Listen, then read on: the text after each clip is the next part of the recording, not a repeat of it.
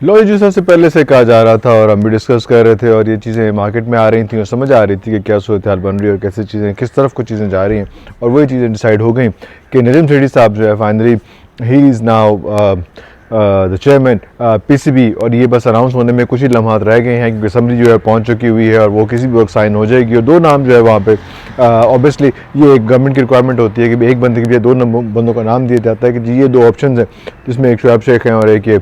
क्या नाम है इनका, नजीम सेठी साहब हैं। तो ये दोनों जो है इनमें से नजीम सेठी साहब ऑब्वियसली डिसाइड है, लेकिन वो थोड़ा सा जो जो रिक्वायरमेंट होती है, चीज़ें होती हैं, वो उसको फॉलो करना होता है। उसमें तो 3-4 समरीज गई हैं। एक समरी ये है कि जनाब इनको चेंज कर लिया जाए, एक समरी ये है कि जो रमीज़ आ जाए उनको हटा दिया जाए, एक ये है कि पहले जो आइन था जो पुराना उसको जो है बरकरार किया जाए, और एक ये था कि है कि आगे जिस तरह से चीज़ों को लेकर चलना है और कहाँ कहाँ तक पहुँचाना है, कैसे क्या क्या नई चीज़ें होंगी, वो सारे तो 4 समरीज कह रहे हैं कि 4 समरीज वहाँ पे पहुँच चुकी हुई हैं। और ये सूरत हाल इस वक्त यहाँ पे है। ये समझा जा रहा था, पता चल रहा था, चीज़ें हो रही थी इस तरह से कि ये इस तरह से हो जाएगा। आपको हम 4-5 दिन से बता रहे थे, तो मेरा ख्याल है कि आज शाम तक या कल सुबह तक जो है ये अनाउंस हो जाएगा और रमीज़ आजा will not be a part of that grand that heavy chair and as well। उसके बाद फिर चीज़ यहाँ पे ख़त्म नहीं होती, ये चीज़ें फिर आगे तक जाती हैं। ऑब्वियसली वो हर बंदा जो है वो अपनी टीम अपनी सारा कुछ जो है वो लेके आता है। टीम से मुराद ये नहीं है कि जो क्रिकेट प्लेयर्स ले आता है उसमें, लेकिन टीम से मुराद ये ज़रूर है कि बाकी जो है वो उसमें जो मीडिया अफेयर्स के लोग हैं, जो HR के लोग हैं, जो बाकी जो सारी पूरा इंफ्रास्ट्रक्चर जो है वो ऑब्वियसली वो लाइक माइंडेड लोगों को लेके आते हैं उसमें फिर हम एक्सपेक्ट कर रहे हैं क्या बनेगा। ये जो सकलार मुश्ताक साहब हैं उनका क्या बनेगा, उसमें फिर हम ये भी एक्सपेक्ट कर रहे हैं कि मोहम्मद वसीम साहब जो हैं वो जो चीफ सेलेक्टर है उनका क्या बनेगा। और ऑब्वियसली बाबर आजम जिनको बहुत ज़्यादा पुश पर आई हासिल थी रमीज़ आजा की, और कहा जा रहा था कि रमीज़ आजा की होने मिन्नत ही जो है वो यहाँ पे अभी तक बैठे हुए हैं, वरना इतने ऑब्जेक्शन इतना सारा कुछ है उनके ऊपर कि he is one of the greatest batters of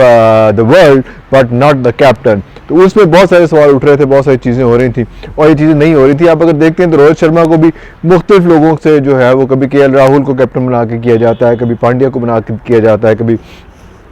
इन लोगों को करके सारा कुछ किया जा रहा होता है उसमें कि नया जो कैप्टन है वो उसकी दाग बिल डाली जा रही होती है, उनको सेकंड लाइन जो है वो तैयार की जा रही है। जब कैप्टन की सेकंड लाइन तैयार हो जाती है तो हम ये कैसे समझ लेते हैं कि अगर हमारे पास जो है शाहिनशाह अफरीदी नहीं होगा, या हमारे पास हारिस रऊफ नहीं होगा, या हमारे पास जो अभी थोड़े दिन पहले तैयार होकर बच्चा नसीम शाह आया, ये बच्चे नहीं होंगे तो हम जो है वो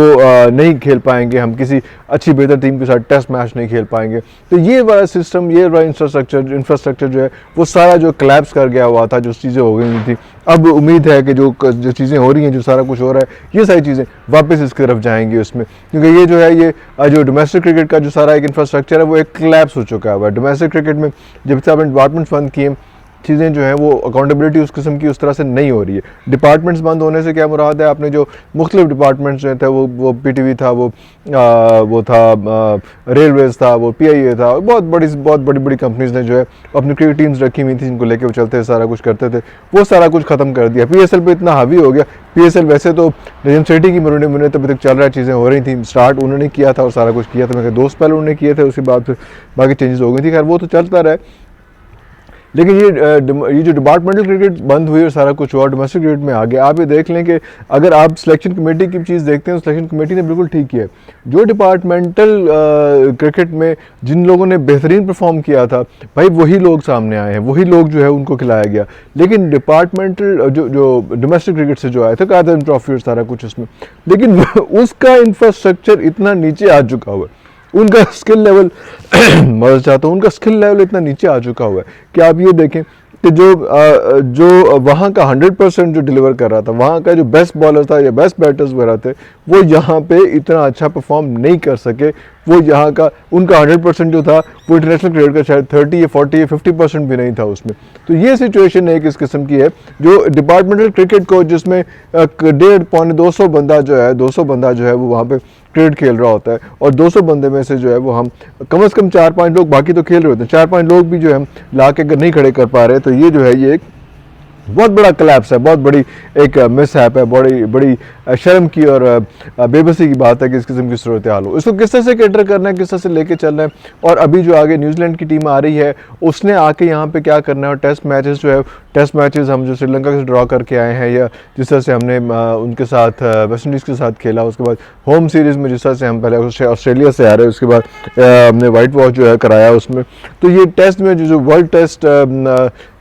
चल रहा था उसमें वो चैम्पियनशिप चल रही थी, world test WTC world test championship चल रही थी, उसमें क्या सूरत हाल क्रिएट हुई, किस तरह से हुआ और किस तरह से हम जो है वो अच्छा भला एक्सपेक्ट कर रहे थे कि हम चीज़ें जीत जाएंगे, और हमें पता चला कि हम उस चैम्पियनशिप से बाहर हो गए, उस टूर्नामेंट से बाहर हो गए। ये वाले जो 3 मैचेस हमने जीते हैं। लेकिन अगर आप सुलैमान मुश्ताक की बातें सुनते हैं और सारा कुछ देखते हैं तो वो कहते हैं कि जनाब हम कम से कम करीब करीब थे ना जी। ये बड़ी बात है कि हम इनके करीब आ गए थे और हम इनके करीब पहुंच चुके हुए थे, और यहाँ तक हम पहुंच चुके हुए थे कि हम जो है वो उन चीज़ों को जो है वो हम ऐसे तो नहीं हारे भाई,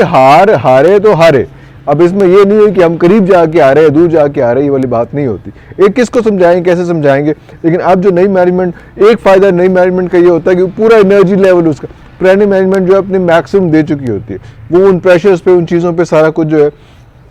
वो चीज़ों पे वो दबी होती है, और उनके ऊपर जो सारे प्रेशर्स जो है वो आ चुके होते हैं उसमें। नई मैनेजमेंट के पास जो है उसका स्टार्ट में कोई 6 महीने का तो हनीमून पीरियड चल रहा होता है, जब सब उसको वाह वाह सलाम कर रहे होते हैं, चीज़ें कर रहे होते हैं और उसको लेवरेज दे रहे होते हैं कि जनाब आप करें, जैसे करें, जो करें। और वो अंदर से PCB के अंदर भी, डिपार्टमेंट के अंदर से भी उनको सपोर्ट मिल रही होती है, चीज़ें मिल रही होती है। नया साहब आया होता है, नई चीज़ें आई होती हैं, तो उसको ज़रा लेवरेज मिल रही होती है। उस वक्त जो है उन 6 महीनों में आपने जो करना है आप वो कर जाएँ, उसके बाद आप सिस्टम का हिस्सा बन जाएंगे और आप भी खोते बन जाएंगे। वो जो 6 महीने नेक्स्ट होंगे वो इंपॉर्टेंट चीज़ होगी कि उसको किस तरह से यहाँ पे गवर्नमेंट का सिस्टम, गवर्नमेंट का स्ट्रक्चर, गवर्नमेंट की चीज़ें चलती इस तरह से हैं उसमें। अब जो है वो नाम who is going to be the new captain is a big question. अब ये देखें आपके पास कौन कौन से नाम है उसमें। आपके पास जो है वो रिजवान का नाम है, आपके पास उसके बाद शादाब का नाम है, आपके पास उसके बाद जो मेन जो बड़े नाम है आते हैं उसमें। आपके पास उसके बाद इसका ये शाहीन शाह अफरीदी का नाम है जो लाहौर के अंदर खेलते रहे हैं, और आपके पास इस वक्त जो है वो ऑब्वियसली शान मसूद का नाम है जो पहले मुज़ाफ़र सुल्तान को हेड भी करते रहे हैं, उसमें को कोच भी रहे हैं। और जिस तरह से अभी ये आते हैं, वापस आए हैं,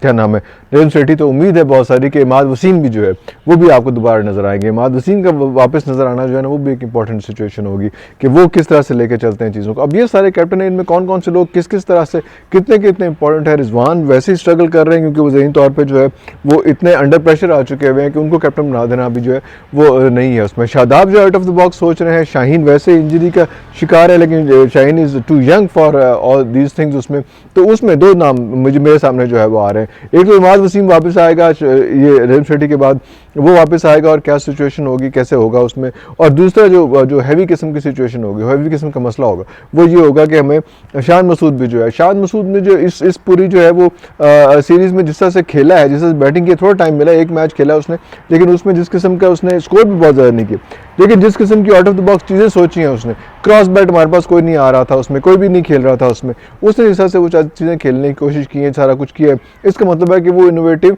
क्रिकेट में और नई जो लीग है क्रिकेट की, जो नए सेंस है, जो नया एटीट्यूड क्रिकेट का आ रहा है, जो नई चीज़ें क्रिकेट के अंदर ऐड हो रही, वो सारा कुछ जो है वो सारे बेहतर तरीके से उन चीज़ों को वो समझ रहा है, उन चीज़ों को लेके चल रहा है। जाहिर बात है बाहर बहुत ज़्यादा खेला है उसमें, और वो उस डब्बे में रहने वाला का कायल नहीं है जिस डब्बे में इस वक्त जो बाबर आजम जो है वो बंद हुए हैं, और हम सबको उस डब्बे में बंद कर दिया उन्होंने। तो ये सिचुएशन उस सिचुएशन से बाहर निकले, और अब जो है वो मुझे ये लग रहा है अब ये 2 चीज़ें, इमाद वसीम और जो है वो शान मसूद, इन दोनों में से मुझे ज़्यादा लग रहा है। वैसे तो मैनेजमेंट का डिसीजन होगा किस तरह से कैसे करेगी, लेकिन अगर इन दोनों में से लोग कोई बंदा होता है तो मेरा ख्याल है कि ये क्रिकेट को ज़्यादा बेहतर सहारा दिया जाएगा। अभी तक के लिए इतना ही। नेक्स्ट वीलॉग के लिए इजाज़त दीजिए। अल्लाह हाफ़िज़।